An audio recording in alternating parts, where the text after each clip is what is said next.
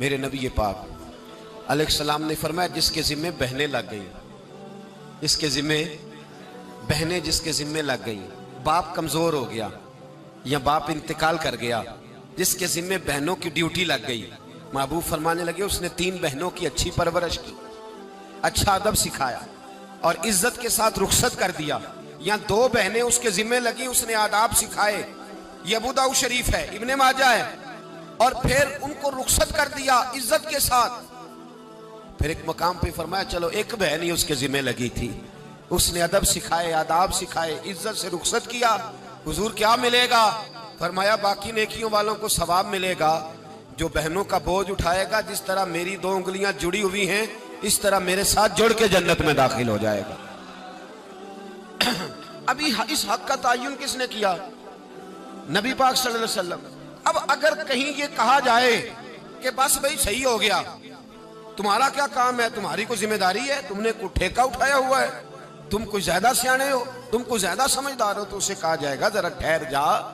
اس طرح کی بات نہ کر، یہ وہ حق ہے جو میرے مصطفیٰ نے بیان فرمایا ہے۔ جہاں بیوی کے حقوق بیان فرمائے وہاں میرے نبی پاک نے بہن کے حقوق بھی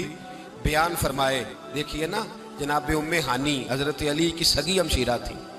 نبی پاک صلی اللہ علیہ وسلم کی چچا زاد بہن تھی، پر اللہ کے رسول ہمیشہ انہیں تحفے بھیجا کرتے، ان سے محبت فرماتے، ان کے بچوں کے ساتھ پیار کرتے۔ فرمایا علی کی بہن نہیں، یہ میری بھی بہن ہے۔ کیا لوگوں کو تاریخ کی وہ بات یاد نہیں؟ آج میں نے دیکھا ہے بھائی کے پاس شاہ خرچیوں کے لیے بڑے پیسے ہوتے ہیں،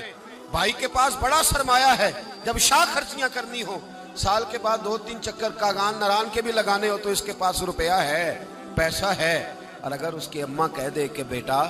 عید کا موقع ہے، کوئی پرانا جوڑا ہی اٹھا کے بہن کو دے آ، تو کہتا اماں حالات بڑے سخت ہیں، اب میں تمہیں کیا بتاؤں۔ ہمیں وہ بات یاد نہیں کہ نبی پاک کی رضائی بہن جناب شیمہ جب ان کے قافلے کے خلاف مسلمان لڑے، انہوں نے جنگ کی اور وہ قید ہو کے آئیں، تو حضرت ابو ہریرہ سے کہنے لگی جا کے مصطفیٰ کریم کو بتاؤ میں تمہاری بہن ہوں۔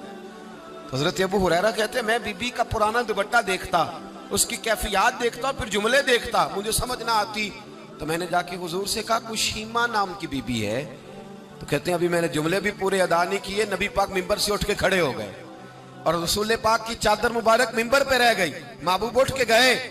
اور پھر جناب شیمہ کو گھر لے گئے اور پھر فرمایا عائشہ کو بلاؤ، فاطمہ کو بلاؤ، سودا اور حفصہ کو بلاؤ، ان سب سے کہو آؤ دیکھو میری بہن میرے گھر میں آئی۔ یہ رشتوں کا احساس، یہ رشتوں کی کیفیات، یہ درد، یہ سوز، یہ حضور نے ہمیں تعین کر کے دیا ہے، یہ نبی پاک علیہ السلام نے ہمیں بتا کر کے دیا ہے۔ حضور نے ڈھیروں تحفے دیے